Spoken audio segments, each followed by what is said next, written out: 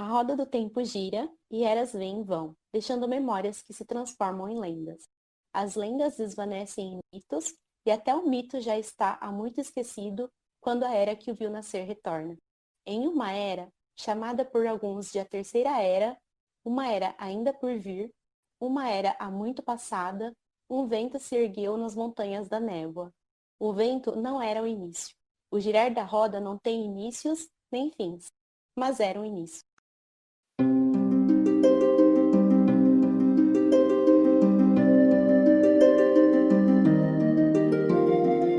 Taishar Manethrin. Nesse podcast, nós vamos conversar sobre nossa série favorita, A Roda do Tempo, escrita por Robert Jordan e publicada aqui no Brasil pela Intrínseca. Vamos comentar sobre os personagens, sobre a mitologia da saga, além de, claro, sobre a série de TV que sai muito em breve pelo Prime Video da Amazon. Taishar Manethrin, sejam bem-vindos ao último episódio do ano do Povo do Dragão. Hoje nós vamos falar, encerrando aí o arco de guerras, né, do fim da Era dos Trollocs. Nós vamos falar sobre a ascensão do Império de Arthur Asa de Gavião. Esse que foi um dos maiores Ta'veren de todos os tempos, uniu o continente, atravessou mares, atravessou terras jamais exploradas antes, que conquistou continentes e remoldou o mundo como nós conhecemos e trouxe ferro e fogo para as nações. Vamos falar hoje sobre Arthur Asa de Gavião. Eu sou o Kalil, saudações para os meus queridos devotos da sombra. Arthur Asa de Gavião trouxe paz e justiça, mas fez isso com fogo e espada. Olá, povo do dragão, eu sou a Gisele, sejam bem-vindos ao último episódio do ano e, por isso, eu trago uma mensagem de esperança.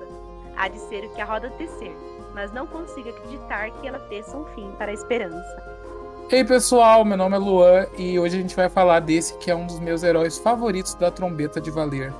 Olá gente, sejam bem-vindos a mais um episódio, eu sou o Emerson, o dragão renascido deste podcast. E espero que vocês estejam gostando dessa série histórica que nós estamos fazendo sobre o mundo da Roda do Tempo, né? Até chegarmos nos eventos atuais da Terceira Era. E é isso, eu não tenho frase, porque eu estou com sono e cansado.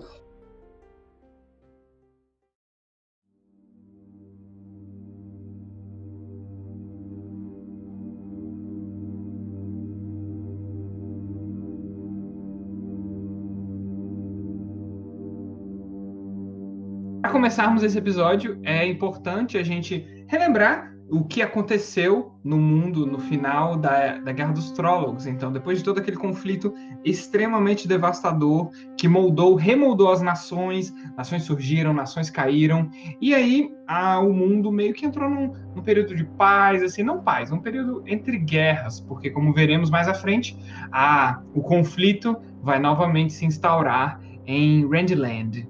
Por volta do ano livre 100, né, depois do fim da Guerra dos Trollocs, surgiram algumas novas nações, né, dos escombros do conflito. Algumas nações foram Aldeshar, Balsanum, Bacharande, Morena, Nerevan, Oborun, Chandelle, Chiota, Tolva, né, várias nações, o que eram 10 nações, agora são mais de 20, né, espalhadas pelo continente. E sem a ameaça dos Trollocs, esses novos países, eles prosperaram bastante por um certo tempo. Pelos registros que os historiadores têm, nós temos conhecimento de algumas grandes batalhas entre eles, alguns conflitos que se instauravam, porque, né, humanidade. Então, não é como se fossem 100 anos de paz completa, mas tinham aqueles conflitos regionais, de fronteira, intrigas entre nações, conflitos diplomáticos, mas nada muito sério, desentendimentos menores nas fronteiras, né? Principalmente fronteiras são coisas que dão muita pano para manga, pano para briga, digamos assim, né? Nessas sociedades. Então, por quase 800 anos, né? Depois da Guerra dos Trollocs, essas nações conviveram em relativa paz. E aí, ali pelo início do ano 900, né? Desse novo século, iniciado pelo ano livre 900, nasceram 2 homens muito importantes que remoldariam a história desse continente. Um príncipe na nação de Chandelle, que era um Ta'veren, o mais poderoso Ta'veren que já tínhamos visto até o começo da nossa história e o nascimento dos nossos 3 garotinhos poderosos, e outro jovem humilde, mas que nasceu com a capacidade de canalizar e com aspirações de grandeza muito sérias. Para começar, o primeiro desses jovens, Arthur Paendraig Tanreal, nasceu ali pelo reino de Chandelle. Reparem pelo nome que o nosso Arthur Asa de Gavião foi claramente inspirado no rei Arthur da Grã-Bretanha, né? Esse rei mítico, rei histórico, não se sabe muito ao certo, né? Até pelo nome Arthur Paendraig, é claramente uma inspiração do nome lá do rei Arthur da, digamos, vida real. E então ele também tem inspirações com relação, né, à sua campanha, sua história de vida, do Alexandre o Grande também, Alexandre Magno. Então ele é meio que essa união de inspirações, de referências, né, entre rei Arthur da Grã-Bretanha e o Alexandre o Grande, o imperador lá da antiguidade. No ano ali de 912, no ano livre de 912, na nação de Chandelle, que era uma pequena nação ali próxima a Tar-Valon, ali no meio do continente, mais assim para o norte, nasceu, né, esse príncipezinho. Ele era o príncipe herdeiro do reino, filho do rei Mirdin Paendraig Maregore e da rainha Malinde Paendraig Lindau. Né? Quando jovem, ele recebeu aquela educação formal de um príncipe, né? O que se espera de um príncipe. Foi instruído nas artes de combate, diplomacia, política, atividades necessárias, atividades típicas para um jovem herdeiro. A nação de Chandelle não era muito influente nem muito poderosa, mas assim, por conta dessa, digamos assim, essa fraqueza, essa vulnerabilidade deles, eles tinham uma preocupação extra em realmente treinar muito seriamente e com muito afinco os seus exércitos, né, para poderem se proteger ali, ter uma vantagem, já que eles não tinham uma vantagem numérica, nem de poderio econômico, por exemplo, ou político. Então eles se preocupavam bastante em manter um exército numeroso, né, dentro do possível, numeroso e bem treinado, né? Então Arthur teve uma educação militar, digamos assim, muito aflorada, então foi bem de uma boa qualidade, digamos assim. Então, na verdade, também essa sobrevivência da nação, digamos assim, ela ter prosperado tanto e não ter sido engolida por outras, pode se dever também à proximidade com Tar-Valon. A nação de Chandelle é bem grudadinha com Tar-Valon, então acredita-se que a mediação das Aes Sedai ali nos conflitos regionais, conflitos de fronteira, tenha dado uma, digamos assim, uma sobrevivência além do tempo para a nação, né? Ela conseguiu se manter ali por conta também da influência das Aes Sedai, além dos exércitos. Outros detalhes sobre a infância do Arthur foram perdidos completamente depois da Guerra dos 100 Anos, né? A destruição foi imensa e não sobrou muita coisa sobre a infância dele, o treinamento, a adolescência, né? Os primeiros anos da juventude dele. Mas a gente sabe que no ano livre de 937, aos 25 anos, ele se casou com a sua primeira esposa, a Lady Amaline Tagora. E aos 27 anos, devido a uma epidemia de febre que acometeu ali a região, a nação, que matou cerca de 10% da população, incluindo os pais do Arthur, né, o rei e a rainha, o Arthur acabou ascendendo ao trono, né, bem jovenzinho, aos 27 anos, mas acredita-se que, né, devidamente educado e versado nas artes da política e nas artes militares também. Então agora nós vamos falar um pouco sobre a Guerra do Segundo Dragão, que foi um dos acontecimentos mais marcantes aí, né, dos Anos Livres, e a ascensão de Arthur Asa de Gavião. Antes de falar sobre Asa de Gavião, a gente vai ter que explorar um pouco sobre Gwairi Amalazan. No início do ano 939, dos Anos Livres, o falso dragão, ele ergueu o estandarte, né, que ele exibia o antigo símbolo, a Aes Sedai, e ele proclamou-se dragão renascido e nomeou aqueles que o seguiam de filhos do dragão. Pela lógica, a gente deduz que ele era um homem bem erudito e treinado nas artes de combate, e também possuía conhecimentos sobre as profecias do dragão. Porém, por mais estranho que pareça, como se trata de alguém, né, que sacudiu o mundo até suas estruturas, a gente não sabe quase nada sobre ele. No ano 939, ele tinha 29 anos, Nós sabemos que ele tinha olhos escuros, profundos e um olhar hipnotizante, sabe? Tipo, sua presença, ela exercia um grande magnetismo, e é dito que não havia nenhum grupo de pessoas que, ao dirigir-se a ele, não caísse em suas mãos. E isso é tudo que nós sabemos sobre o homem que sacudiu os pilares do céu. Para esse período é muito importante, né, a gente conhecer esses dois homens, né, tanto o Arthur quanto o Amalazan, que foram... Essa rivalidade entre eles moldou muito das pretensões do Arthur, né, que a gente já vê um pouco mais para frente, como... Imagino que vocês saibam, o Arthur foi digamos assim, um imperador para as terras ali, as terras ocidentais, né, a oeste da Espinha do Dragão. Então ele foi meio imperador.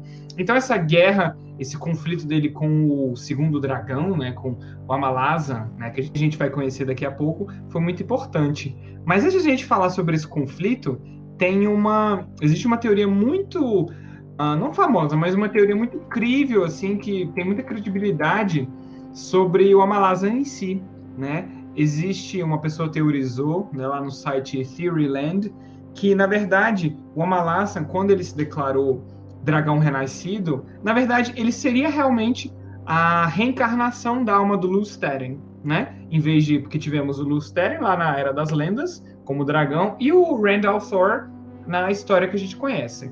Mas, na verdade, essa teoria propõe que, nesse meio tempo, ali 1000 anos antes do Rand, o Lúthien teria reencarnado. Só que o padrão das eras, o padrão da roda do tempo, percebeu que, na verdade, teria sido o momento errado para o Lúthien reencarnar. Então, apesar de ele ter sido, de fato, a reencarnação do dragão renascido, o dragão renascido, de fato, ele reencarnou na hora errada. E aí o padrão para corrigir esse tilt na Matrix, né? Essa pane no sistema, ele enviou um ta'veren poderosíssimo, que foi o Arthur Asa de Gavião, para batalhar e derrotar o Amalazan. Então tem essa regra essa teoria do padrão tentando se corrigir por causa desse tilt na Matrix, né? O dragão renasceu de fato, conquistou um monte de coisa, como a gente vai ver daqui a pouco, e na verdade o padrão teria enviado um ta'veren poderosíssimo para corrigir isso tudo, né? Para voltar aos trilhos, né? Para matar, digamos assim, esse dragão renascido, para as coisas voltarem ao normal, só para dali a 1000 anos, o dragão de fato renascer no momento certo. É uma teoria que me agrada muito, assim, a ideia dela por trás, e a teoria elenca algumas similaridades entre o Rand e o Amalazan, né, que a gente não vai entrar aqui em detalhes para não dar spoilers, mas realmente as histórias são bem parecidas, assim, alguns elementos específicos. E também o Jordan, né, o autor, já mencionou que o dragão poderia renascer em épocas nas quais ele não é necessário. Então, existe essa possibilidade do dragão sair na hora que ele não é necessário. Então, imagina-se que o Arthur Asa de Gavião tenha, digamos assim, sido esse ta'veren grandioso para corrigir essa falha no padrão. É uma teoria que eu gosto bastante. O que vocês acham? Eu não conheço essa teoria, inclusive acho que o Khalil tirou das vozes da cabeça dele, mas, cara, se até o padrão erra, quem sou eu, né, pra ser perfeito, cara? Se o padrão erra, né, e eu não sabia disso, tipo, que o padrão ele pode fazer isso, depois ele corrigir um erro, tipo, sei lá, é um negócio meio estranho, né, tipo assim, um conceito bem interessante. Se até o padrão, se até o padrão faz cagada, imagine a gente. Eu acho que é uma teoria muito bacana, porque se você vê que, tipo, o ser ta'veren, né, tipo, as pessoas que são ta'veren, é um grande life hack, assim, sabe? No caso, Eternity hack, ou sei lá, um modo do padrão dar uma hackeada em tudo, porque ele fala, tá, eu vou colocar essa pessoa aqui, para tudo que ela quiser fazer vai dar certo ao redor dela. É uma forma do padrão conseguir consertar qualquer merda que ele possa fazer. Isso pensando que o padrão é algo consciente, né? Como um deus ou coisa assim. Mas eu acho que é uma teoria bem interessante, sim. E eu acho bem válida. E eu acho que o legal também é que, apesar de o padrão ter toda essa consciência, a gente imagina uma grande máquina de tear, né, tecendo os fios, ou seja, a vida dos indivíduos o tempo inteiro, só que às vezes sai do controle, né? E pode ser que às vezes acaba fazendo alguma falha, alguma linha ali que não era para estar naquele lugar. Então é muito legal essa teoria que o padrão erra, mas ele mesmo dá um jeito de voltar atrás e tentar arrumar esse erro que ele cometeu, né? Agora a gente vai falar um pouco sobre as conquistas do dragão. Então, após erguer o estandarte do dragão renascido e se autodeclarar como tal, em apenas meio ano, a Malazan ele se apoderou da nação de Darmovan. A epidemia de febre que estava rolando solta por algumas partes do continente, de forma indiscutível, contribuiu para o auge das suas conquistas. Mas não foi só isso. A Malazan, além de ser um líder muito carismático, ele foi um grande general. Então, em poucos meses, ele também tomou controle de outras nações. E durante os 3 anos seguintes, suas conquistas continuaram aumentando em um ritmo que a ele iam se unindo dezenas de milhares de pessoas por onde ele passava. Pessoas essas de diferentes nações. Enfim, as pessoas realmente acreditavam que ele era o dragão renascido, gente. Então, no ano livre de 943, ele já havia conquistado Kalendor, Doulan, Farashel, Chiota, Nerekan e Exandara. Gente, um monte de palavras, um monte de nome aqui, nomes estranhos, tá? Enfim, ele saiu conquistando boa parte do continente. A cidade de Tyr estava sob cerco, e ela só resistia devido a 30 Aes Sedai que haviam se refugiado na fortaleza quando o reino da nação de Moreina caiu. As nações de Kodomar corriam o perigo de cair nas mãos de Amalazan. E Mazenachar, Dalcaim e Aldechar, dentro desses países haviam começado guerras civis, pois em muitas cidades que não estavam sob o controle do falso dragão, a população havia se revoltado e acreditava realmente que ele era do dragão renascido a tal ponto de se voltar contra seu próprio rei, contra a sua própria nobreza. E nenhuma nação queria que a outra se intrometesse em seus problemas internos, né? E também não queriam enviar soldados para outras nações em suas contendas justamente contra um falso dragão. Sobretudo em alguns conflitos que eram bem distantes do seu território. Só que a rapidez das conquistas de Amalazan convenceu os governantes que o autoproclamado dragão renascido era uma verdadeira ameaça a todos. Então, no verão de 941, todas as nações enviaram contra ele. O que vocês acham disso? Tipo, o cara, ele, em tão pouco tempo, né, ele conseguia fama e as pessoas realmente acreditarem que ele é o dragão renascido. Tipo, ele acha que tinha um grande carisma, assim, conseguiu conquistar as pessoas com o olhar magnetizante dele. Então, e também muito poderoso, né? Ele chegou perto de conquistar a Pedra de Tyr, que é, digamos assim, um dos maiores passos para você, digamos assim, os grandes passos na checklist de tarefas do Dragão Renascido. Conquistar a Pedra de Tyr é uma delas, é uma grande desses passos que uma pessoa precisa tomar para se declarar dragão. Então ele teve quase lá. Então as pessoas acho que acreditaram muito, mas acho que foi meio a meio, né? Tipo, muita gente acreditou, mas também muita gente queria lutar contra ele. Então tem essa dualidade aí, um continente meio que dividido. Tyr, no caso, foi a única fortaleza, né, que não caiu desde que as nações se ergueram da ruptura do mundo, né? E tem a profecias que ela só vai cair quando o verdadeiro dragão renascer. Mas assim, as pessoas, elas não conhecem as profecias do dragão, né? Não todas conhecem, e as que conhecem talvez não saibam todos os detalhes, né? Todas as tarefinhas que o pretendido dragão tem que fazer. Então, mesmo que ele não tenha conseguido tomar Tyr, as pessoas continuaram acreditando nele. Tipo, tá, ele tem um exército enorme, ele ergueu o estandarte, ele sabe que ele é um homem que pode canalizar. Infelizmente, a gente tem tão pouca informação sobre ele que a gente não sabe em relação à loucura, né? Porque todos os homens que são capazes de canalizar após a ruptura do mundo, de certa acabam enlouquecendo. Só que sobre ele a gente não tem essa informação, né? Se ele tal. Aparentemente parece que não. O fim dele chegou antes de, provavelmente, da loucura se manifestar. Ela não era novinho, ele não tinha, tipo, 20 anos, sabe? Ele já tinha 20 pô, ele e o Arthur tinha praticamente a mesma idade, né? Então, talvez a loucura dele deve ter tardado um pouco, e a morte dele chegou antes. Pelo que eu vi, não tem, por exemplo, uma idade padrão. Toda vez que eles chegam, por exemplo, na idade adulta, eles vão enlouquecer. Com cada um acontece de uma forma diferente, né? Pois é. Beleza, então agora a gente vai falar sobre os conflitos, né, entre esses dois nomes que foram um dos mais importantes aí da Terceira Era e dos anos livres. Os dois nomes mais importantes dos últimos 2000 anos.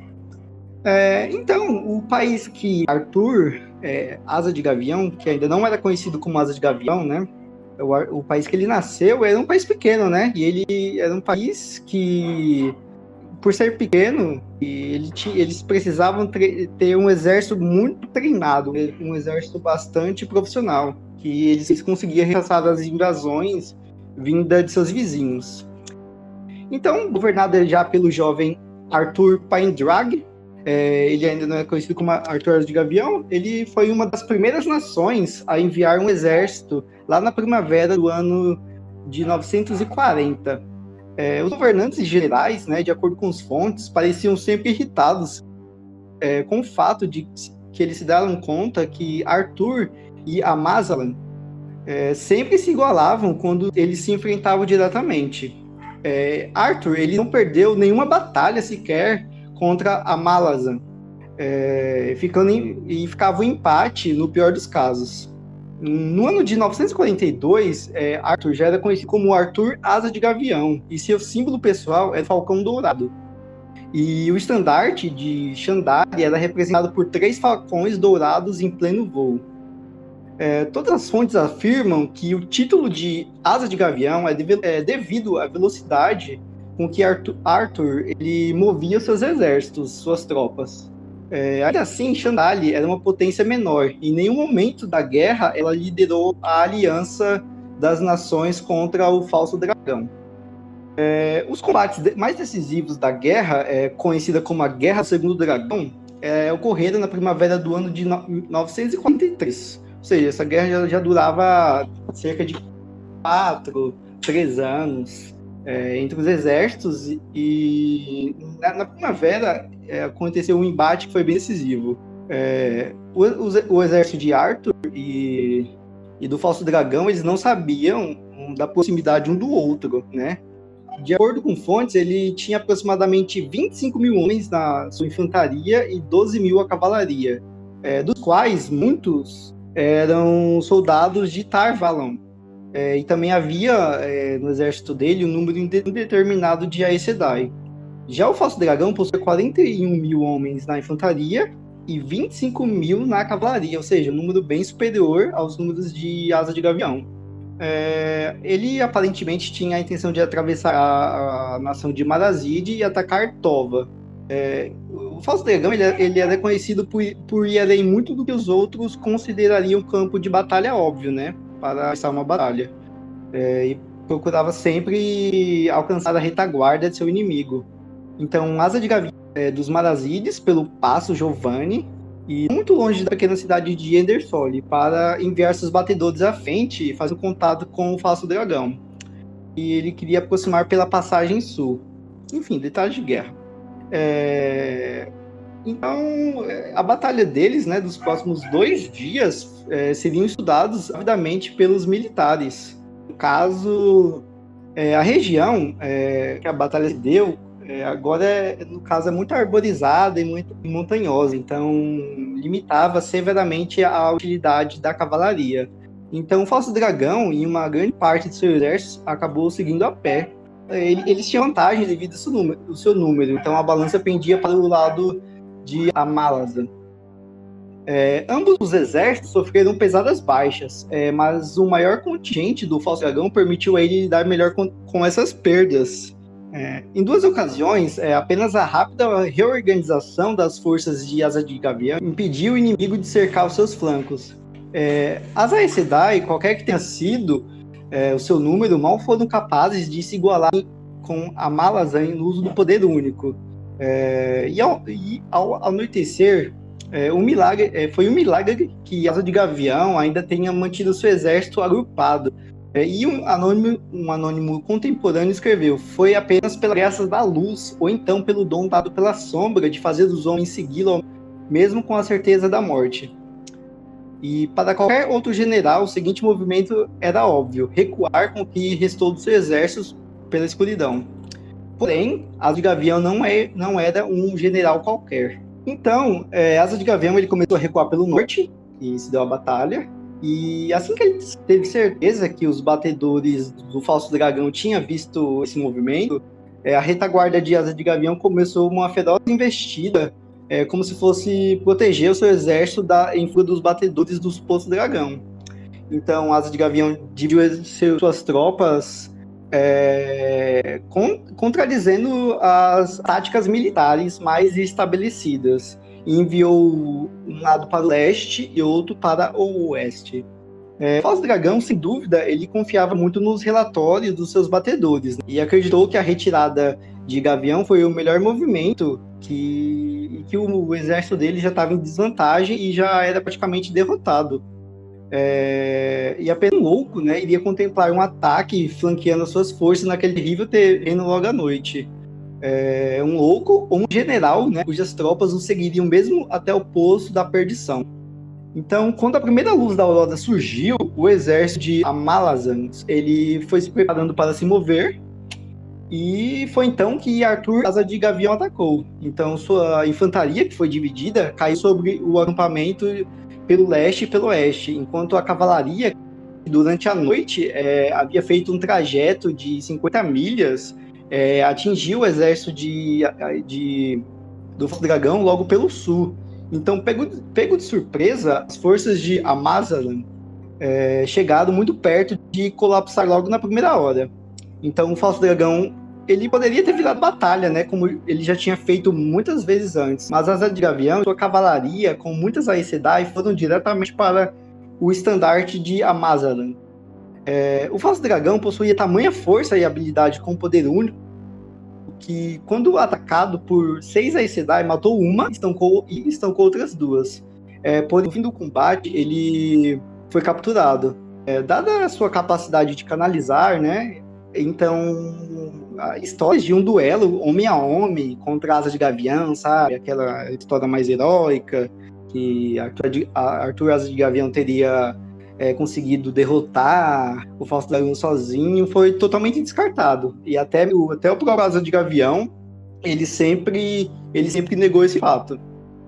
Então, uma vez que a notícia da captura do Falso Dragão começou a se espalhar, o exército dele entrou em colapso. Morre o inesquecível. Mentira, ainda não morreu, mas fica com Deus. Eu sei que já virou clichê, mas eu queria muito ver uma cena dessa batalha, gente, porque tem as táticas, descrições e tudo, então a gente sonhando, né? Quem sabe, tipo, se a série fizer sucesso, daqui a alguns anos a gente tem, tipo, Senhor dos Anéis, que vai ter agora, tipo, a série do passado, né? Que eu acho que vai ser do passado, né? A série do Senhor dos Anéis não vai ser, tipo, a adaptação dos livros, né? Vai ser do passado.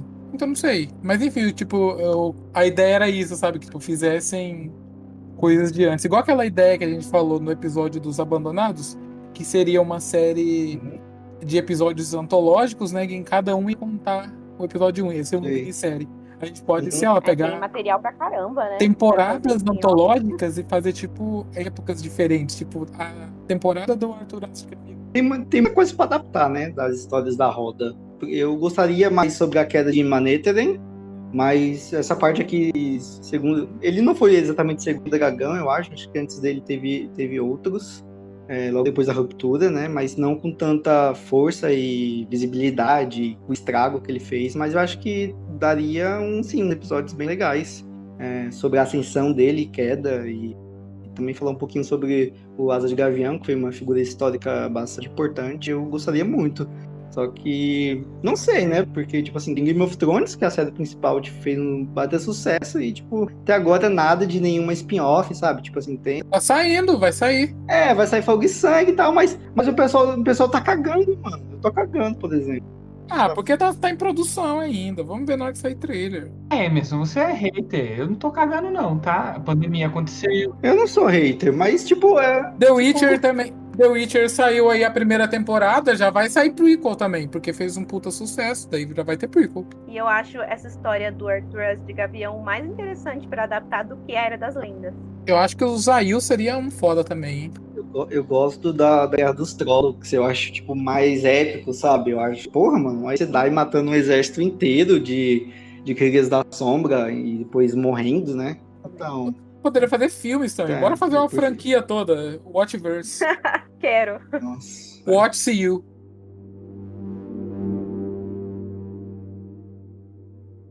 Depois da derrota de Amalazan e de sua captura e amassamento, o Arthur cresceu de uma maneira muito positiva na opinião pública, ficando conhecido como aquele que salvou o continente de uma destruição sem precedentes, e muitos afirmam que desejavam vê-lo como governante de suas terras. Aproveitando então essas oportunidades que se apresentavam diante dele, Arthur Asa de Gavião conquistou todas as terras do oeste, desde a espinha do mundo até o oceano de Aerith, exceto, claro, as terras sob o domínio da Torre Branca. Esse período de conflitos e conquistas ficou conhecido como as Guerras da Consolidação. As habilidades militares do Grão-Rei e certamente sua natureza como Tavirin proporcionaram sucesso absoluto em sua campanha. O período que se seguiu à Guerra do Segundo Dragão e à Consolidação foi relativamente pacífico. O governo do Império recém-forjado viu poucas revoltas e as que existiram foram rapidamente abafadas, já que não tinham um apoio popular generalizado. Os responsáveis por elas geralmente eram membros insatisfeitos da nobreza das terras conquistadas e eram derrotados assim que as forças de Asa de Gavião eram despachadas para aquela região. Ou até mesmo se dissolviam antes disso mesmo, até por medo da fúria do Arthur. No entanto, os últimos anos da vida dele foram bastante atribulados. No ano livre de 986, um enorme exército de Trollocs saiu da Praga para invadir o Império. Muito prontamente, o Asa de Gavião mobilizou todas as suas forças para fazer frente aos ataques e teve tanto sucesso em obliterar as Crias da Sombra que nenhum Trolloc foi visto na Praga pelos próximos 50 anos. Nos anos seguintes a essa batalha, um dos fatos mais relevantes daquela época também aconteceu: o envio de expedições a Shan-Chen e Shara. Vamos falar sobre elas em detalhes daqui a pouquinho. Eu queria contar que esses nobres aí reclamando, né, do Asa de Gavião, são praticamente os nobres que reclamam quando os comunistas tomam suas terras, suas fábricas e... Caralho, Asa de Gavião era comunista. Ele era um socialista, né, tipo, ele era o chefe do Partido Comunista de Rendland. Acorda, Emerson, larga de ser iludido, meu filho. Ele é um monarquista safado, imperialista, conquistou todo mundo, desde de ser iludido. Realmente, não tô brincando. Tô brincando, pô. Ele era... Não, o Gavião, como o Calil falou lá no início, ele era basicamente um Alexandre o Grande, um Carlos Magno, ele era um conquistador, né? Conquistador é um nome bonito. Destruidor de culturas. Sim, ele era um colonizador. E literalmente, como a gente vai ver nos próximos blocos, ele invadiu continentes, ele instaurou caos em Shantian. Nossa, a conquista de Shantian é um negócio muito bizarro que vai dar luz a uma das coisas mais horripilantes, né, que a gente tem na saga, que são as Damani e os artefatos do Aidam. Então, realmente, o legado do Arthur de Gavião não foi tão positivo assim. Pelos registros que a gente tem, parece que muita gente gostava dele, né? Só quem não gostavam eram os nobres, que acabaram perdendo sua força política. Em algumas aparições dele durante a série, o pessoal, gosta dele, né? E ele é como eu falei na minha introdução lá, ele é um herói da trombeta. Da trombeta, né? Então, alguma virtude ele tinha, né? Apesar dos pesares. Eu acho que se ele não fosse uma pessoa, assim, nos seus bons momentos honrada, né? Obviamente, como a gente vai ver mais pra frente, ele cometeu muitos erros, não tá muito manipulado, etc. Mas eu acho que ele, como ele é uma figura memorável, histórica, ele acabou se tornou um herói, né? Da trombeta, um herói das eras, né? Como é chamado também, os heróis da trombeta. E parece que, querendo ou não, ele fez um reino até que bom. A maioria da população gostava dele, né? E não tem essa de ser um herói, né? 100% um herói. Esses personagens, eles da Roda do Tempo, por mais que seja uma história do bem contra o mal, são personagens que têm dualidade, sabe? O tempo todo eles Totalmente. precisam fazer escolhas, e dependendo das escolhas, em algum lado vai sair prejudicado disso. Então a gente sabe que é difícil o cara ser do herói bonzinho todo, sabe?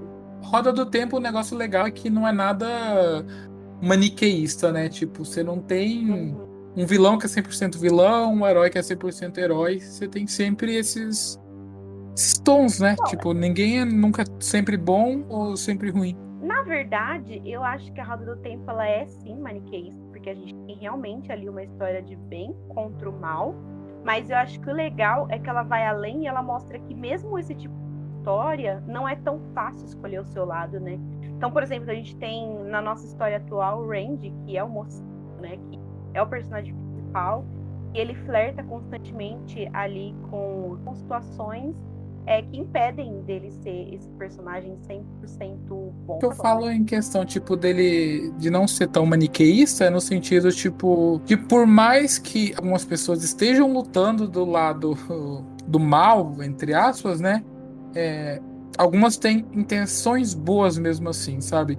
Tem um dos escolhidos, né? Tanto que eles se chamam de escolhidos e não de Forsaken, né? Abandonados, coisas do mal. Eles se chamam de escolhidos. Mas tem deles, se eu não me engano, que, tipo, ele fala, já que, tipo, inevitavelmente a roda vai se quebrar, vamos adiantar logo. Acho que é o Ishamael ou... Isso, o Ishamael mesmo. Que ele baseia a escolha do mal na filosofia dele, em conceitos filosóficos. Então não é uma questão que ele é ele é malvado, mas porque ele é meio desacreditado da vida, então ele quer acabar tudo acabar com tudo logo antes. Inclusive, quem estiver ouvindo, se não ouviu o nosso episódio sobre os abandonados, procura aí no feed e ouça, porque tá muito bom. Eu diria que é um dos nossos melhores episódios. Melhor episódio.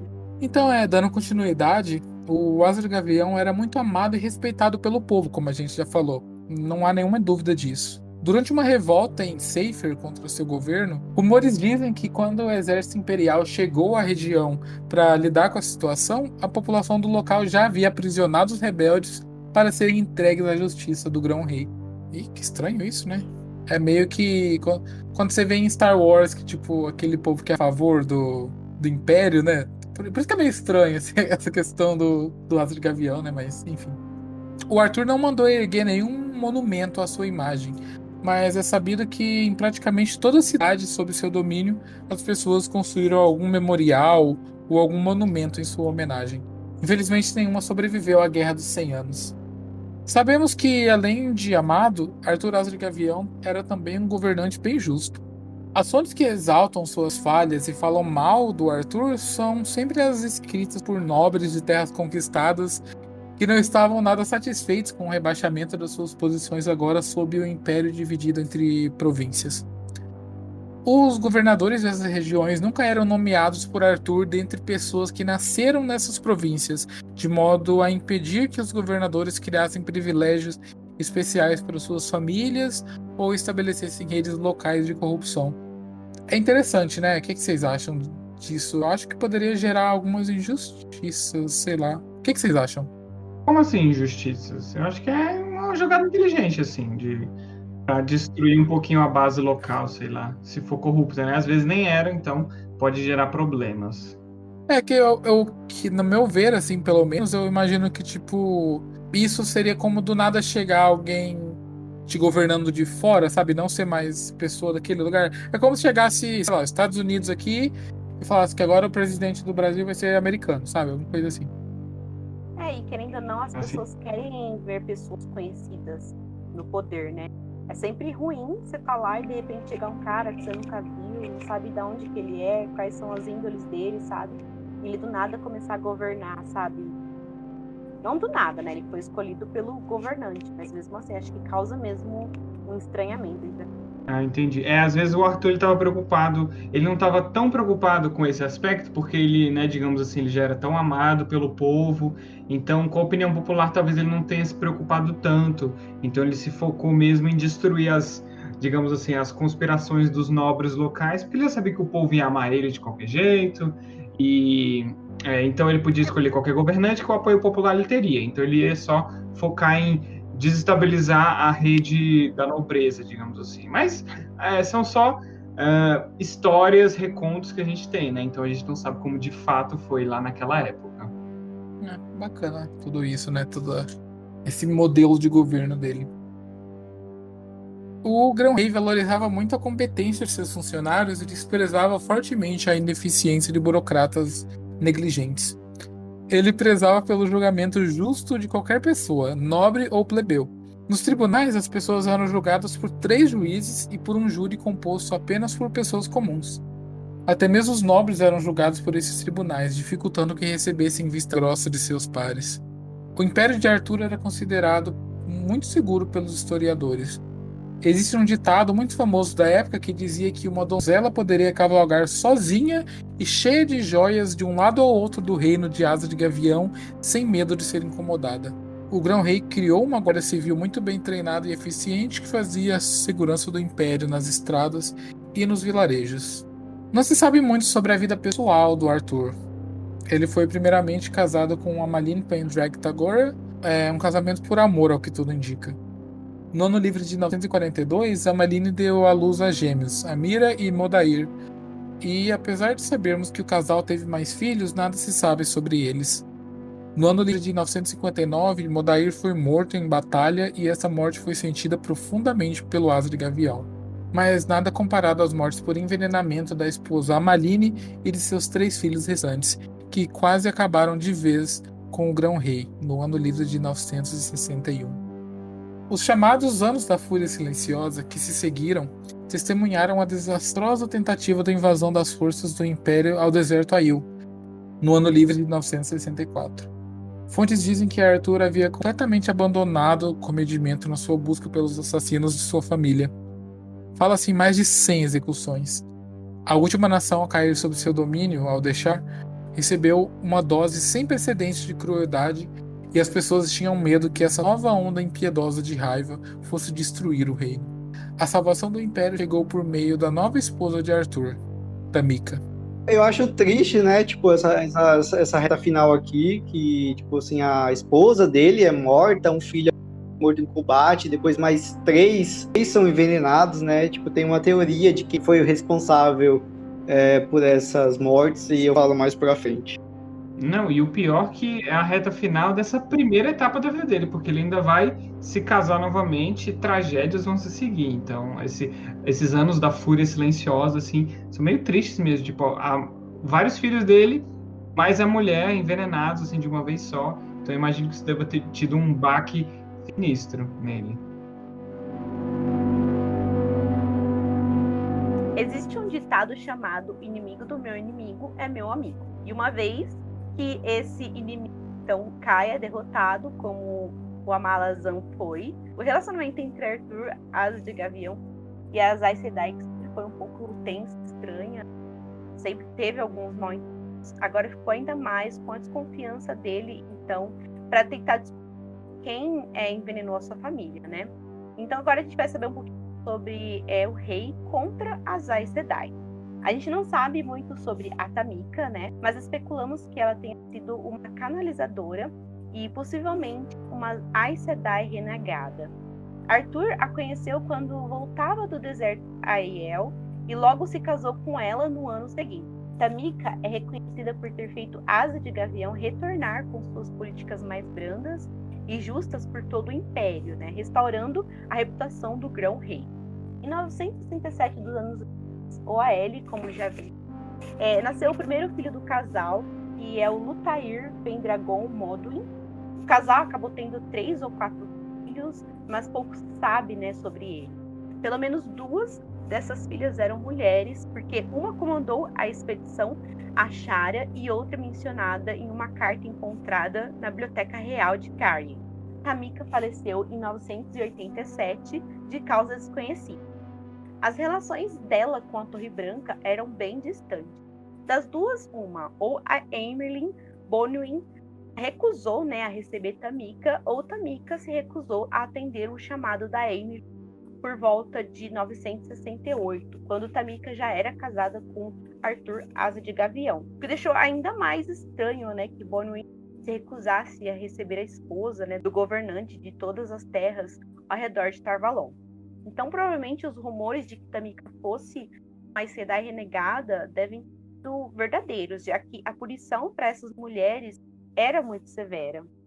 No começo, o Grão-Rei não demonstrava nenhuma animosidade contra a Torre Branca, mas as atitudes das Aes Sedai em relação aos seus inimigos podem ter levado a ele pensar que elas estavam de conluio com ele. Apesar de não se declararem abertamente contra a Asa de Gavião, Tar-Valon enviava conselheiras Aes Sedai a todos que se opunham a Arthur, talvez assim manipulando os governantes para que continuassem a se opor à sua conquista. Certamente a Torre Branca ainda guardava pelo Grão-Rei ter entrado na cidade com seu exército nos primeiros anos da consolidação. Embora esse apoio velado a seus opositores, Arthur não avançou contra Tar-Valon em nenhum momento da sua conquista, até mesmo aceitando as Aes Sedai Showin Tizal da Ágia Verde como sua conselheira e aceitando as canalizadoras em diversas posições e cargos dentro do Império. Até que um dia, no Ano Livre 974, Arthur Asa de Gavião dispensou sua conselheira Aes Sedai e decretou que todas as canalizadoras em seu império deveriam renunciar a Tar-Valon, sob pena de morte, caso descumprissem tal ordem. No verão daquele mesmo ano, seus generais já tomavam as terras ao redor de Tar-Valon e iniciavam um cerco à própria cidade. O cerco durou pelo resto da vida do Grão-Rei e alguns meses além. Mesmo com o uso do poder único, acredita-se que a cidade teria caído se tivessem sido vários simpatizantes ali contrabandeando para dentro da cidade. Mesmo com a popularidade do rei, muitos não tinham nada contra as Aes Sedai, né? E não concordavam muito com o cerco, achando que era errado. Muitos historiadores disputavam as causas pelas quais Arthur se voltou contra a Torre Branca. Algumas delas são: a Emily estaria tentando manipular o Grão-Rei por meio de suas. Arthur teria descoberto que as Aes Sedai estavam por trás de todas ou quase todas as revoltas que vinham ocorrendo. E outra especulação diz que Arthur teria descoberto que a Emily estaria por trás do envenenamento, então, da sua família, né, conforme eu já mencionei. Essa última certamente explicaria a ferocidade com que empregou contra Tar-Valon. No seu leito de morte, ele recusou ser curado por uma Aes Sedai, poderia sim tê-lo salvado. E o Grão-Rei morreu então aos 82 anos. Destaque a uma última teoria, a que fala sobre o conselheiro do rei chamado Jaoin Mored. Pouco se sabe sobre ele, mas aparentemente a esposa de Arthur o detestava. Porém, mesmo assim, ele se tornou um dos principais conselheiros ali do governante, uma posição até a morte de Arthur, mesmo assim tendo sido considerado de temperamento volátil e meio insano. A proximidade das datas ligam a admissão de Mored ao conselho e a revolta de Arthur contra as Aes Sedai, dando crédito à teoria. Supostamente, Moira desapareceu completamente 40 anos depois de sua aparição dos registros e dizia-se que ele não aparentava envelhecer. Chamael, tatapão. Rapidinho, vocês não assistiram ou não se recordam do nosso episódio sobre os abandonados, existe uma teoria muito forte que Chamael tenha sido preso apenas parcialmente. Sendo assim, ele tocava o mundo enquanto os outros iam após o aprisionamento. Um manuscrito de um Ogier chamado Arion, que aparentemente estava incompleto, é baseado principalmente em cartas diários que o historiador atribuiu às Aes Sedai que viveram durante a ruptura. Esses escritos, que infelizmente só existem hoje em pequenas citações no manuscrito, dizem que Chamael foi visto e houve reuniões com ele depois que a prisão havia sido selada, na verdade até 40 anos mais tarde. Tais afirmações poderiam parecer ridículas, mas o fato de Arion ter sido um escritor renomado, de honestidade ali comprovada, que nunca citou uma fonte que poderia ser verificada, embora ambas as suas fontes e suas verificações foram perdidas assim há muito tempo. As últimas páginas do manuscrito sugerem que Arion estava começando a duvidar de sua tese, né? Mas há evidências de que ele poderia sim estar certo. Entrevistas com presos revelaram que vários deles foram instruídos por Chamael muito antes que os outros abandonados ficassem livres, né? e só aconteceu na nossa era atual, tá? E cuja a causa foi o enfraquecimento, né, desse selo. Alguns afirmam ter recebido suas instruções anos antes, então, dos abandonados serem libertados, né, quando os selos ainda eram fortes. Parece que, mais do que provável, que Ishamael poderia ter sido libertado em épocas precedentes, que o ciclo seria simplesmente mais longo do que o que Aaron poderia observar. Durante a Guerra dos Trollocs, que a gente já viu, o nome de Balsamon, mais tarde reivindicado por Ishamael, foi usado por um líder, e mais tarde por outros senhores do mito. Não há, assim, tal ligação na Guerra dos 100 Anos, mas há uma outra evidência que parece muito possível. Talvez algum futuro pesquisador irá determinar se Ishamael era de fato responsável por estes dois desastres para a humanidade ou não. Eu declaro culpado. Esse Ishamael, hein? Ele é brincalhão. Na verdade, ele tá a eternidade toda, né? Sai pra dar um rolê. Essas partes que ele, tipo, essas vidas que ele serve, né, ao tenebroso e tal, ele faz esse tipo de coisa aí. Quer morrer, não, coitado, quer morrer aí, quer matar vários com ele também. Ah, gente, às vezes parece uma desculpinha esfarrapada, né? Essa de que ele quer morrer, fica causando tanto assim. Acho que ele tomou gol. Tem uma teoria também que foi ele quem matou a esposa e os filhos do Arthur Asa de Gavião. O Ishamael saía pra colocar fogo no parquinho. Não, eu acredito piamente que ele foi a causa da revolta do Arthur Asa de Gavião contra as Aes Sedai, assim. Ele provavelmente, se ele não matou a família do Arthur, ele, pelo menos, foi ele que alimentou, né, os rumores de que teria sido a Amyrlin, a trono de Amyrlin da época, que mandou matar, ou que ela mandou, ela estava por trás das revoltas. Então eu acho que ele realmente ficou alimentando, assim, tipo, o Grima, língua de cobra, né, de Senhor dos Anéis, ficou alimentando ali ficou sussurrando ali no ouvidinho do Arthur, até ele ficar meio louco, assim, né, também depois do trauma que ele passou. Então, com certeza foi o Ishamael, eu acredito nisso, aposto meu dinheiro. E o Arthur Asa de Gavião, ele tinha um conselheiro, sabe? Um conselheiro que envenenava a mente dele, que provavelmente foi ele que envenenou a mulher e os filhos, que colocava a ideia errada, né, sobre a Aes Sedai, e foi ele que... Eu acredito muito nisso. E realmente parecia um língua de cobra. O mesmo... parecido com aquele personagem lá que nós citamos, que o rei de Aridol, né, no episódio sobre a Guerra dos Trollocs, que tinha uma espécie de um conselheiro de língua de cobra, né, sussurrando no ouvido do rei, não sei o quê. E foi ele que desencadeou o ódio, que é pior que a sombra. Então, nesse caso, também se encaixa também. Até porque ele sempre sumia e, tipo assim, ele não envelhecia, né? Ele tem um personagem aqui que foi o conselheiro do rei, ele não envelhecia, ele sumia durante um tempo, justamente desses ciclos, né? Que o historiador Ogier Aran falou, conforme a Gisele disse aqui pra gente. Então, é realmente muito suspeito. Tem muitas características que se cruzam, né? Que dá pra gente imaginar que é o mesmo personagem, que é o Ishamael ali causando, né, em diversos momentos da história. Sim.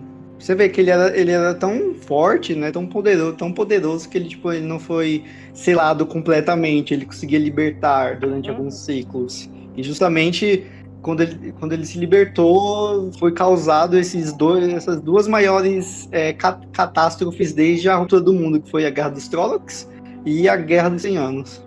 E outra coisa também é muito porque a gente acompanha a história do Arthur Asa de Gavião, que ela começa bem ascendente. De repente, quando esse conselheiro aparece, então, para sussurrar no ouvido dele, para fazer as intrigas, ele começa, então, a surtar, a ficar bem louco. E aí ele acaba perdendo a família, e ele é dominado pelo ódio, e fazer as ruins. Aí, quando chega a Lia Tamika, ele dá uma brandada, né? Mas mesmo assim, depois da morte dela, então, ele começa a surtar novamente. E a gente faz essa ligação com o Ishamael, né? Agora, depois dessa olhadinha no final da vida do Arthur Asa de Gavião, ali na sua morte, no seu leito de morte ali aos arredores de Tar Valon, vamos retroceder um pouquinho à época em que o império dele estava no auge e as ambições dele, digamos, saíram um pouco, né, ali dos arredores do continente, né, ali a oeste da Espinha do Mundo, já estava tudo mais ou menos conquistado, exceto Tar Valon. Então Arthur começou a olhar para o além-mar. Então, para as outras terras, é um mundo vastíssimo, o mundo de A Roda do Tempo. Então, ele começou a olhar para outros continentes, para as outras terras. O Arthur, ele encomendou, digamos assim, 2 expedições grandiosas, né? Porque ele mesmo não participou delas. Primeiro a invasão a Seanchan e a invasão a Shara. Como a gente falou também, ele participou ativamente da invasão ao deserto Aiel, mas os Aiel, como a gente viu, eles são osso duro de roer. Então, o Arthur foi uma das poucas derrotas que ele teve, assim, derrotas pessoais, digamos assim, em que ele estava presente na batalha. Então, ele meio que deixou de lado os Aiel. Mas ele teve essas outras ambições, né, para conquistar o continente de Seanchan, que é o maior continente de A Roda do Tempo, e também para conquistar a terra de Shara, que na verdade é tudo dentro do mesmo continente, o deserto Aiel, as terras ali de Randland, que a gente chama, e a terra de Shara, que fica lá pro leste, né, do continente. Na verdade, tem que ter muita coragem, né, para tentar invadir o deserto Aiel. Os Trollocs tentaram, né, invadir e foram completamente rechaçados, tanto que eles têm medo de pisar sequer nas areias do deserto. Então o Arthur, Asa de Gavião, tentar tomar o deserto, ou fazer os Aiel se submeter a ele, tem que ter muita coragem. Eu nem sei se é questão de coragem ou de arrogância, sabe? Subiu um pouquinho a fama ali pra cabeça. Com certeza, ambição louca. Ele falou, eu conquistei essa porção aqui de terra, por que eu não vou conquistar mais, né? Não vou dominar o mundo. Então, tá certo, né? Deixa ele. Mas, então, com relação à expedição a Seanchan, é a que a gente tem mais informações a respeito. Então, sobre Shara, a gente vai fazer um pouquinho depois, mas a gente tem pouca informação com relação a essa expedição. Sobre Seanchan, a gente tem um relato bastante detalhado, assim, que joga uma luz sobre as instituições que a gente vê durante a série e tudo mais. O continente, digamos assim, a única terra que o Arthur não procurou dominar foram as ilhas do Povo do Mar, que eu acho que elas são tão esparsas e tão, digamos assim, pequenas, que acho que não valia a pena para ele, não tinha muita ambição. E também a terra-continente, que era chamada de Terra dos Homens Loucos, ou Terra dos Loucos, que é um lugar muito pouco explorado, é mencionado, eu acho que não é nem mencionado por nome na série, mas a gente consegue ver nos mapas e nos livros de enciclopédia e tudo mais, essa Terra dos Homens Loucos. O Arthur, acho que eles nem sabiam da existência. Mas sobre Seanchan, inclusive para vocês terem uma noção, por exemplo, aqui na Terra a gente tem, sei lá, quando os europeus invadiram as Américas, né? Do Atlântico, né? Atravessar o Atlântico não era tão grande assim a distância. Mas para você atravessar o Oceano de Aris, que fica ali no meio entre as terras ali principais, onde a saga se passa, e até Seanchan, é uma distância absurda, eles ficam em polos opostos do planeta, então é como se fosse atravessar o Oceano Pacífico, até que, eu acho que até um pouco maior a distância. Então, a expedição a Seanchan demorou anos para ser elaborada, assim, começou lá no inverno do Ano Livre 989, e eles ficaram planejando até finalmente no Ano Livre 992, ou seja, ali uns 3 anos depois, que finalmente a frota de 2.000 navios e mais de 300.000 soldados zarpou ali do continente principal, vagando ali pelo Oceano de Aris até o outro lado, rumo ao continente de Seanchan, que, como a gente falou, é o maior do mundo, de norte a sul. Ele tem é como se fossem as Américas, assim, é um continente muito longo de norte a sul. Liderando essa expedição, né, como eu falei, o Arthur, ele não foi em pessoa, mas liderando a expedição estava o filho dele, o Lutair Paendrag, né, Monduin, que é filho do segundo casamento do Arthur. Quando ele chegou lá, o Lutair encontrou o continente dividido entre diversos grupos, né? Essa aliança, como era de se esperar, um continente estabelecido, com população nativa, com suas próprias regras e culturas e modos de viver, é um continente estabelecido. Então, ele chegou lá, ele teve que meio que sacar como lidar, que lados apoiar, como se fossem quando os espanhóis chegaram aqui para conquistar o México, né? Os astecas, os espanhóis não conquistaram sozinhos os astecas. Os astecas tinham feito vários inimigos entre os povos indígenas ali da Mesoamérica. Então, os espanhóis se aliaram a vários povos inimigos dos astecas que conheciam as terras, que conheciam as línguas, as táticas, para ajudá-los na derrubada do Império Azteca. Então, foi mais ou menos assim que o Lutair, foi a abordagem dele ali para conquistar Seanchan. As forças dele, obviamente, eram muito menores, apesar de 300 mil soldados, eram muito menores do que as forças de Shanti, né, de um continente inteiro, de milhões e milhões de habitantes. Então ele procurou uma arma, uma forma, uma estratégia, uma forma de tentar lidar, de ter uma vantagem nessa guerra. E essa vantagem veio exatamente com uma das que se tornou, essa vantagem foi criada naquela época e vem até hoje na saga. É uma das instituições, uma das criações mais horripilantes de toda a saga, que é a criação dessa instituição das chamadas Damani e do artefato chamado de Aidam. As Damani são... Primeiro vamos falar sobre o Aidam. O Aidam é um teangreal, ou seja, ele é um artefato de poder, que ele é meio que como se fosse uma coleira de metal, assim, presa por uma corrente. Quando você encaixa essa coleira no pescoço de algum canalizador, principalmente mulheres, o Aidam é feito para mulheres. Quando você encaixa essa coleira na canalizadora, ela fica totalmente sob o domínio da pessoa que está ali manipulando a corrente. Então, ela vai fazer tudo o que a pessoa manda, vai canalizar da forma que ela quer que canalize, porque senão a pessoa escravizada, ela começa a sentir um mal-estar, começa a sentir dor, com base, né, se ela resiste muito aos comandos da pessoa que está dominando. Então é uma forma de escravidão horrível que foi criada, o Aidam, essa coleira, esse terangreal, foi criado por uma canalizadora nativa de Shanti. O nome dela é Deain, a gente só tem o primeiro nome, e ela queria meio que cair nas graças do Luthair. Eu não sei se ela percebeu que ela poderia ter uma chance de ter uma posição de poder ali no exército do Luthair, nessa nova ordem que ele trazia. Então ela criou esse artefato, presenteou o Luthair, falou como ele poderia vencer a guerra se ele dominasse outras Aes Sedai, porque em Shanti havia Aes Sedai. Elas não eram centralizadas como são as Aes Sedai da Torre Branca, mas existiam várias facções de Aes Sedai no continente de Shanti.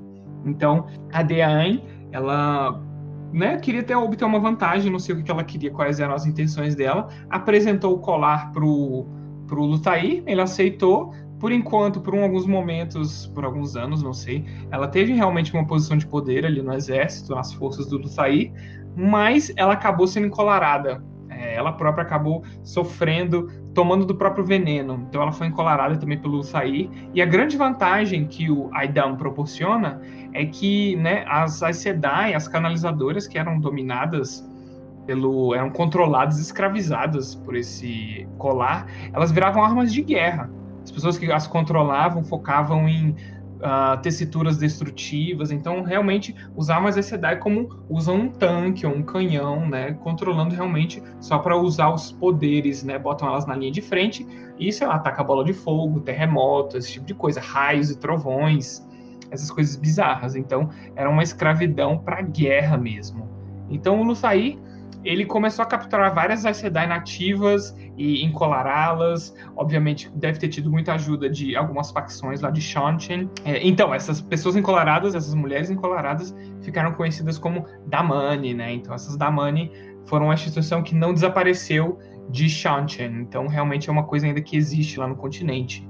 E só que o Luthair, ele não sobreviveu para ver o fim da conquista, Então a conquista demorou centenas de anos, mais de 900 anos foram necessários para Shanti ser unificada. Obviamente, deve ter tido muita interação, muitos casamentos entre o povo que veio lá do outro lado do mar e os nativos de Shanti. Então, eu imagino que essa família real desse novo império que governou Shanti já era muito diferente do Shanti, digamos assim, da força do Luthair que chegou. Então, a família imperial dos Shanti até hoje traça a sua linhagem, diz com muito orgulho que descende lá do Luthair, mas, obviamente, eu imagino que deve ser muito diferente. Não tem nem o mesmo tom de pele ou as mesmas heranças culturais, é só mais essa memória, digamos, afetiva, memória genealógica do Luthair, das forças que vieram conquistar Shanti. Então a família imperial ainda digamos assim, se diz descendente do Arthur Asa de Gavião. Então é um legado que perdurou muitos e muitos anos, até o presente da nossa saga. Inclusive o símbolo imperial de Shanti é o mesmo símbolo imperial lá do Arthur Asa de Gavião. Então é uma águia azul, é uma águia dourada no fundo azul, segurando trovões, né, relâmpagos, aliás, segurando relâmpagos com as garras. E ali no leito de morte do Lúthien, alguns guerreiros da sua guarda pessoal juraram que nunca mais, que protegeriam toda a linhagem do Lúthien para todo sempre. E ali nasceu uma das guardas mais letais de todo mundo, que é a Guarda da Morte, que hoje em dia faz a guarda imperial da família imperial de Seanchan. Então nasceu ali também no leito de morte do Lúthien. Então ele foi completamente muito influente sobre o futuro de Seanchan até o final. No ano de 993, também ao mesmo tempo, ali, um ano depois da expedição de Seanchan, uma outra expedição outra frota zarpou ali do continente, dessa vez liderado por uma das filhas do Artusa de Gavião. A gente não tem o nome dela, mas ela que liderou a expedição Ashara. Ashara fica a leste, ela fica no mesmo continente das terras ali principais do Império do Artusa de Gavião. Tem o deserto Aiel ali no meio, e depois fica a terra de Shara, que ela é bem longa, ela desce assim pelo Equador, então é uma terra grande também, mas ela é muito misteriosa. Shara até hoje é um mistério, é como se fosse um paralelo com a China das épocas medievais, enquanto a época medieval europeia, é claro, mas quando a China era muito fechada, muito centrada em si mesma, então tem esse paralelo. Então não se sabe muito do que ocorreu com essa expedição a Shara. A gente sabe que ela falhou, porque senão a gente, né, teria notícias de como foi a conquista de Shara e tudo mais. A gente só tem relatos do pessoal do Povo do Mar, que eles relatam que viram os navios dessa frota em chamas, né, por toda a costa de Shara, onde os navios aportaram, eles estavam em chamas. Então foi um fracasso, assim como a expedição ao deserto Aiel. A expedição a Shara foi também um grande fracasso. Shara tem canalizadores muito fortes, mas a gente não sabe detalhes de como se deu essa derrota. Então foi uma grande derrota também para o Artusa de Gavião. Mais um fracasso para ele, mas a invasão a Seanchan a gente pode dizer que foi um sucesso, porque a família imperial de Seanchan hoje em dia traça sua linhagem até Artusa de Gavião. Então pelo menos uma dessas expedições internacionais deu certo. E aí, o que vocês acham, então, dessa, né, principalmente da expedição de Seanchan, que eu acho muito interessante, assim, esses relatos meio duvidosos, essas coisas horríveis que aconteceram e tudo mais. É bem conquista da América mesmo, invasão da América pelos europeus, assim, eu gosto bastante dessa. Não gosto do acontecimento, claro, mas gosto da história como é contada. Eu lembro que quando eu estava acompanhando, lendo os livros, mais ou menos, eu ficava muito confusa quando o pessoal ali, Seanchan, né, citava o Arthur Asas de Gavião, e aí eu sabia, assim, mais ou menos das conquistas dele, e Seanchan é tão distante, e eu ficava, gente, eu não tô conseguindo entender muito bem essa ligação, e ela veio muito melhor agora, né, com esse texto, estudando esse roteiro, né, por isso que é legal a gente se inteirar um pouquinho mais sobre esse universo, porque às vezes, lendo o livro, a conexão não fica tão clara, sabe, de um livro pro outro, cita uma coisa aqui, cita uma coisa ali, não estava conseguindo fazer muito bem essa ligação. Então, só agora mesmo eu entendi tudo, que eu falei, nossa, não é assim diretamente Arthur de Gavião, na verdade, é o seu filho, né, que é o Lúthien, que foi até lá, e foi meio que colonizar lá, tentou unificar, não deu certo, mas de algum modo ele conseguiu ali conquistar, né, aquele lugar. E através dele, então, que vem essa ligação com Arthur Asa de Gavião. A única coisa que eu quero acrescentar aqui, eu odeio Seanchan, só isso mesmo. Por que foram mexer com esse povo tão longe, gente? É um povo que eles têm alguns costumes, né? Bem, é cultura, mas bem, sei lá, mano, eu não gosto, sabe? Escravidão, sabe? Esse negócio de usar mulheres que canalizam, né? Transformar em armas de guerra e fazer coisas contra a sua vontade, é muito bizarro. A gente apanha isso no segundo livro, né? E, nossa, é um povo assim que eu não gostaria de ter nenhum tipo de contato. É porque tudo que a gente fica sabendo um pouco deles, né? Eu gostaria muito, assim, eu não sei se tem na série, mas eu gostaria de um personagem que tenha o ponto de vista deles, sabe, para entender um pouco mais, porque o que a gente fica sabendo, a gente fica um pouco com medo. E essa história do Adam, né, e da Mani, que é o nosso primeiro contato, por assim dizer, dá muito medo. Eu lembro que a primeira vez que eu fiquei sabendo sobre essa coleira, sobre o que elas provocam para as Aes Sedai, eu fiquei horrorizada, gente. Toda vez que alguém tocava nesse assunto, eu falava, gente, pelo amor de Deus, tira isso da história. Eu não gostei, sabe? E é realmente, assim, um horror, sabe? É saber que as personagens passam por isso.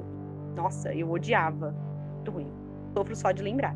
É uma escravidão assim que não tem nenhuma chance da pessoa se libertar, porque se a pessoa pensa, é muito horrível. Se a pessoa pensa, se a canalizadora pensa em se revoltar, em desobedecer a sua mestra ali, ela já começa a sentir uma fraqueza, começa a sentir dor, começa a passar mal, assim, é um negócio horrível. E assim, o Aidam, apesar de ter sido criado, né, por uma pessoa nativa ali de Shanti, né, a canalizadora assim, Daen, que acho que ela vai para os anais da história como, né, uma das piores pessoas, com as piores ideias de todos os tempos, né, foi motivada ali pela conquista do Tair, que capitalizou ali digamos assim, esse artefato para transformar em uma arma de guerra.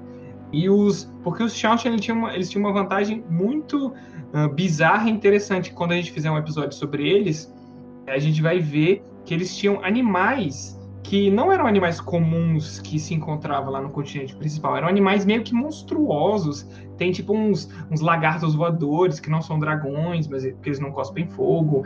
Tem uns monstros assim, meio reptilianos que correm, tem uns que são mais fortes, eles têm uns animais que vêm de outros mundos. Então é uma coisa muito bizarra que acontece em Shantian. Assim, e a cultura do Aidam foi o Lutair que propagou, né? Então, não é realmente a cultura dos Shanti nativos, né? Isso foi pós-conquista, digamos assim. Então, é complexa essa situação cultural aí dos Shanti. Agora a gente vai avançar um pouquinho no tempo, a gente vai falar um pouquinho sobre a Guerra dos 100 Anos. Como era de se esperar, a morte do Arthur deixou um grande vácuo em termos de liderança do Reino Unificado. Como não havia nenhum herdeiro óbvio para assumir o controle do continente, qualquer grande senhor com poder e apoio suficiente poderia dar o primeiro passo para tomar o trono. Quase que imediatamente depois da morte do Arthur, os conflitos se iniciaram por todas as terras a oeste da Espinha do Mundo. Todo nobre e senhor que acreditava ter uma mínima chance de sucesso declarou guerra a seus vizinhos ou tentou sair em busca de invadir outras províncias. Essa sucessão de confrontos durou cerca de um século e por isso recebeu o nome de Guerra de 100 Anos. No fim, o mundo se fragmentou novamente em diversas nações independentes. Tar Valon mais uma vez sobreviveu à guerra como uma nação em seu próprio direito, mas dessa vez não sem ajuda externa. Como vimos, o cerco à cidade iniciada por Asa de Gavião se estendeu por alguns meses depois de sua morte. Um dos melhores generais do Grão-Rei, o Suran Maravel, foi o responsável por manter a cidade cercada, determinado a terminar o que seu comandante havia começado. Controlando a maior parte das forças do falecido rei, acredita-se que Soran teria sido capaz de conquistar a cidade caso duas personagens importantes dessa história não tivessem agido: a recém-elevada Amyrlin Diana Ahriman e Ishara, a amante do general, que viria a ser a primeira rainha de Endor. Ambas teriam convencido Soran a levantar o cerco e deixar Tar Valon em paz. A Amyrlin Diana conseguiu restaurar o prestígio da Torre Branca e convenceu os nobres a aceitar o poderio das Aes Sedai, até que infelizmente chegou a sua morte, que foi completamente inesperada, e até a época dos livros ninguém sabe o que aconteceu com ela. Ela simplesmente morreu. Ishara retornou com Soran para a região de Caemlyn e presume-se que lá ela tenha defendido o fim do cerco por acreditar que a nova nação de Endor precisaria de apoio de Tar Valon nas guerras que certamente viriam nos próximos anos. Para selar essa aliança, ela decretou que a filha mais velha da governante sempre seria treinada pelas Aes Sedai e que a governante sempre teria uma conselheira Aes Sedai. Depois de 9 rainhas terem governado a nação durante a Guerra dos 100 Anos, o costume de terem apenas rainhas se estabeleceu definitivamente. Não apenas novos países se formaram, mas também a organização militar e religiosa conhecida como os Filhos da Luz. Fundada no ano livre de 1021 por Lotair Mantelar e com o propósito de pregar contra os Amigos das Trevas, o grupo adotou uma abordagem mais violenta com o passar dos anos e permanece até os dias atuais da história dos livros como uma instituição importante e perigosa, pelo mundo ali da nossa Randland. Muitas nações se ergueram e caíram até o final do conflito, por volta do ano livre de 1117, com cerca de 24 se estabelecendo, mas apenas 14 regiões independentes se mantiveram até a época dos livros. Por conta da confusão política do período, houveram enormes perdas dos registros históricos dos acontecimentos, o que levou à criação de um novo calendário ao final da guerra, o calendário Fared, que proclamava o ano livre 1135 como o ano 1 da nova era. E assim se encerra a nossa história do Arthur Asa de Gavião. Acho que depois dos Shantian, assim, a pior coisa que saiu desse período foram os Filhos da Luz. Meu Deus, como eu odeio esses fanáticos religiosos. Misericórdia. Com certeza, são podres. Até que gosto. Mentira. Ai, nossa, já ia te cancelar. Nossa, gente, expulsa o menino agora. Eu não gosto dele. Eles são muito patéticos, tipo, e eles são torturadores. A gente pode falar sobre eles depois e tal.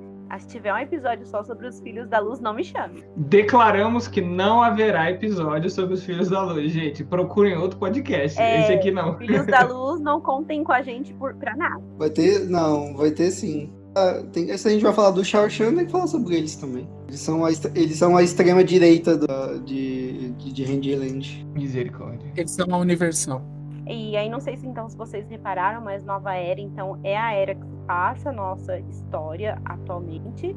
E aos pouquinhos o mundo, então, vai se moldando, vai se transformando para aquele, então, que a gente conhece. Então, esse episódio, ele foi crucial, então, para a gente conhecer, para a gente se apresentar, então, aos Shan, aos Filhos da Luz. Tem também aqui o sistema das rainhas de Andor e as Aes Sedai. Então, devagarzinho, a gente vai se aproximando daquilo, então, se torna a era, então, que a gente conhece atualmente.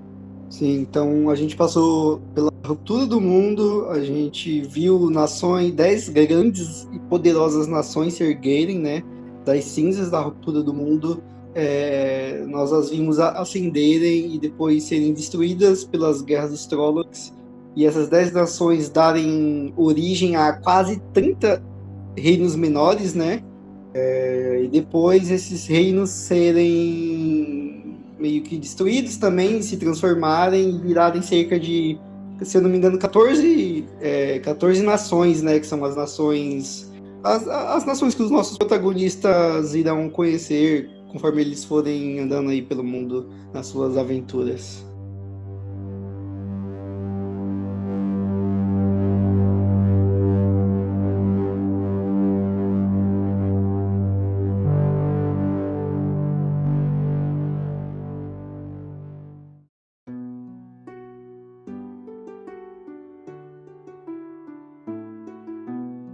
Então, para finalizar, né, a gente vai falar um pouco sobre nossas leituras atuais.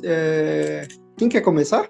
Eu já vou tirar o meu do caminho. Eu estou lendo o 4º volume do Stormlight Archive, Rhythm of War, o ritmo da guerra. E, meu Deus do céu, pelo amor de Deus, se vocês sabem inglês, ou, né, se vocês tiverem um pouquinho mais de paciência, que parece que uma editora contratou os direitos dessa série do Brandon Sanderson aqui para o Brasil, e vale muito a pena. Estou lendo esse 4º livro, e apenas isso, não consigo digerir mais nada, pensar em mais nada, é apenas isso que eu estou lendo, essas 1.200 páginas, já li 600, faltam mais 600, vamos que vamos. Mas e aí, tá boa a leitura? Tá incrível, nossa, eu tô aproveitando cada momento, eu tô lendo assim... sempre que eu posso, mas assim, tentando não correr muito, porque eu sei que eu vou ter que esperar, apesar do Sanderson não deixar a gente esperando muito, mas assim, esperando o último livro, então eu tô aproveitando cada momento, assim, não tô achando nenhum momento, sabe, tedioso, ou como eu vi algumas pessoas falando, devagar, tô assim, aproveitando cada momento com esses personagens, com esse mundo, porque eu sei que vou ficar órfão quando eu acabar. Meu Deus, hipocrisia reina nesse podcast. Lembra quando eu falei que eu tava relendo os livros de Stormlight? Falei o 4º e o Kalil me chamou de emocionado, não sei o quê. E agora ele tá aí super emocionado lendo o 4º livro. Quem é emocionado agora, né? Emocionado agora, né, safado? É que me fazer de difícil, né, Emerson? Safado. Nossa, safado. Ele não assume que é fã, não assume. Só no sigilo. Sábado passado eu terminei o Rhythm of War, o 4º livro da série Stormlight Archive. que eu considero a melhor série de fantasia da nossa geração, né? Tipo, agora a partir de 2010. E deve acabar lá para, sei lá, 2040. Não faço ideia.